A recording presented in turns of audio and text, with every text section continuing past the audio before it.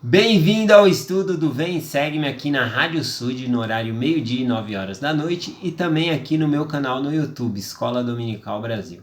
O meu nome é Vanderlei Claudiano e hoje é dia 19 de agosto. A escritura que eu vou compartilhar hoje da designação do Vem e Segue-me é Elamã, capítulo 3, versículo 33. Tá bom? O que está acontecendo nesse versículo aqui? Os nefitas eles estavam vivendo uma época de paz, né? Então era entre guerra, paz, e nesse momento aqui eles estavam vivendo uma época de paz, de prosperidade, eles começaram a enriquecer. E o versículo aqui menciona algo interessante, né? Olha aqui o que diz. E houve paz também no 51º ano do reinado dos juízes, salvo pelo orgulho que começou a manifestar-se na igreja, não na igreja de Deus, mas no coração daqueles que professavam pertencer à igreja de Deus. Bom, eu devo confessar que eu não entendia muito esse versículo aqui, porque eu sempre tive para mim, né, que a igreja somos nós, né? A igreja é eu, você, são os membros, né? As pessoas que fazem convênio com o Senhor. Então, quando Cristo fala, quando ele vai vir, quando ele vier, ele vai vir buscar a sua igreja, ele está falando das pessoas, não de quatro paredes, de um edifício propriamente dito. Ele está falando das pessoas, o povo do convênio do Senhor, as pessoas que guardam os seus mandamentos. Então é esta igreja que é mencionada que Cristo vai vir buscar, né? Então eu sempre soube que igreja não é quatro paredes, e sim os membros, tá bom? E aí esse versículo eu ficava um pouco confuso, por quê? Porque fala aqui que o orgulho começou a manifestar-se na igreja, então eu entendo que é os membros que começaram a ficar orgulhosos, mas aí ele continua dizendo, não na igreja de Deus, mas no coração daqueles que professavam pertencer à igreja de Deus. E aí eu fiquei um pouco confuso, pedi ajuda aí para algumas pessoas, peguei alguns comentários, e o meu amigo do canal Meu Propósito, né, que é um canal no YouTube do meu amigo Adriano, ele conversando comigo pelo WhatsApp, ele pôde me explicar um pouquinho melhor o que significava essa escritura aqui. Inclusive eu recomendo vocês a entrar no canal dele lá, Meu Propósito, e se inscrever no canal dele. Ele posta conteúdo semanalmente também do Vem e Segue. E outra coisa que ele faz que eu gosto muito, um quadro que ele usa lá, que é chamado Conferência Comentada.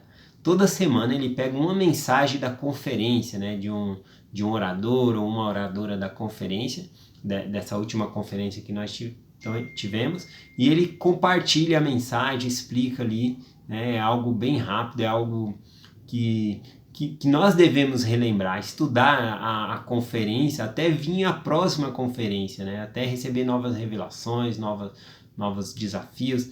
Então ele traz por meio dessa conferência comentada, esse quadro que ele faz, né, alguns desafios, algumas promessas que os profetas fazem e as dificuldades que nós teremos nesses últimos dias.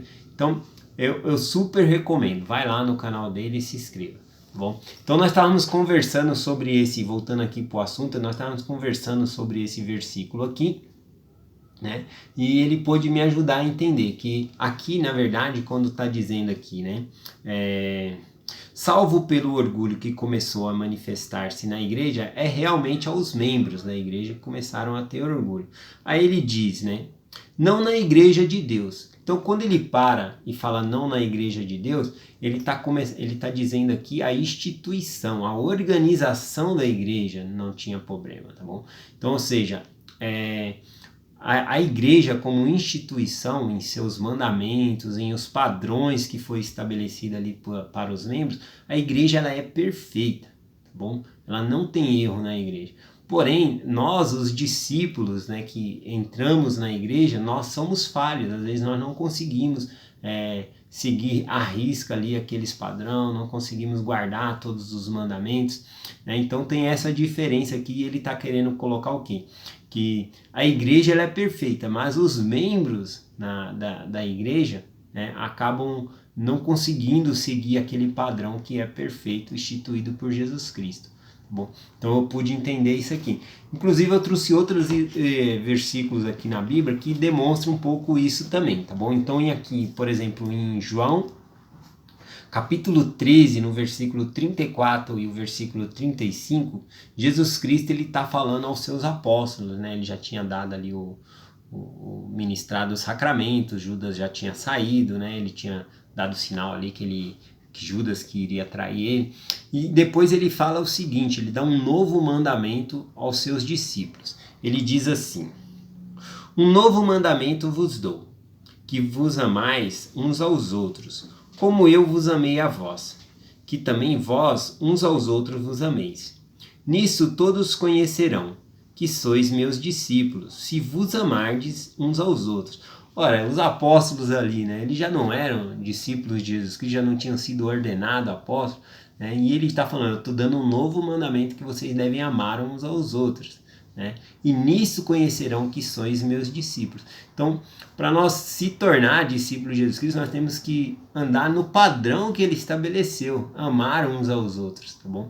Então, não adianta nada você falar, professar, dizendo, eu sou discípulo de Cristo, né? Mas se você não anda na senda, no caminho que ele mostrou, você não está demonstrando ser um bom discípulo de Jesus Cristo, tá bom? Então é nisso que eu consigo enxergar aqui. Um outro versículo para terminar aqui, ó, fica na primeira epístola de João, capítulo 4, versículo 20. Aqui João diz o seguinte: se alguém diz, eu amo a Deus e odeia seu irmão, é mentiroso. Pois quem não ama a seu irmão a qual viu, como pode amar a Deus a quem não viu? Né? Então ele está dizendo aqui que se uma pessoa professa dizer, né, eu amo o meu Salvador, eu amo Deus, né, a pessoa bate no peito e fala que ama a Deus, mas aquela pessoa, essa mesma pessoa, ela odeia a seu irmão. Né? A própria Escritura diz que você é mentiroso, porque se você não ama a pessoa que você viu, né, que é seu irmão, aliás é feito, né, a imagem e semelhança de Deus. Então, se você não ama seu irmão, como é que você pode amar a Deus? É o mandamento de Deus que nós devemos amar uns aos outros. Então, foge da regra. Nós deixamos de ser discípulos, de seguir o caminho certo, né? Se nós fazermos dessa maneira. Bom, nesse versículo aqui, realmente, quando fala que o orgulho estava se manifestando na igreja, realmente aos membros da igreja, eram pessoas que estavam ativas na igreja, frequentando a igreja, mas que começaram a ter orgulho ali, colocar o seu coração nas riquezas, nas coisas do mundo. Tá bom? Outra coisa também que nós não devemos rotular a igreja por causa dos membros. Eu sei que a igreja é os membros, né? Mas não é porque alguém, né, de uma religião, ou nós mesmos, às vezes falhamos, cometemos alguns erros, aquela pessoa vai falar, lá, pessoa da igreja lá, olha lá o que ele está fazendo. Realmente nós devemos ter um melhor comportamento, seguir o exemplo de Jesus Cristo. Mas é um erro você rotular, né, a igreja em que a pessoa pertence, a religião que a pessoa pertence, por causa do comportamento que aquela pessoa está tendo.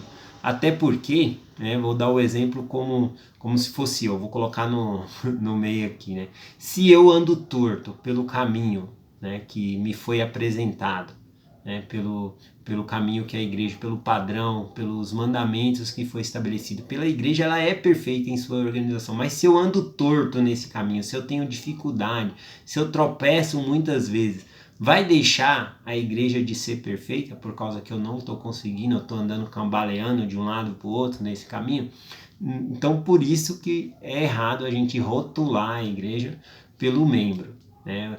Então, não é porque o membro está fazendo coisa errada que a igreja é errada. A igreja, em sua instituição, ela é perfeita. Bom, então eu deixo essa mensagem, que nós possamos seguir, né, essa organização perfeita, essa instituição que o Senhor nos deu por meio de profetas, que nos dá os mandamentos e as diretrizes que nós devemos seguir. Bom, eu deixo essa mensagem em nome de Jesus Cristo. Amém. Até amanhã.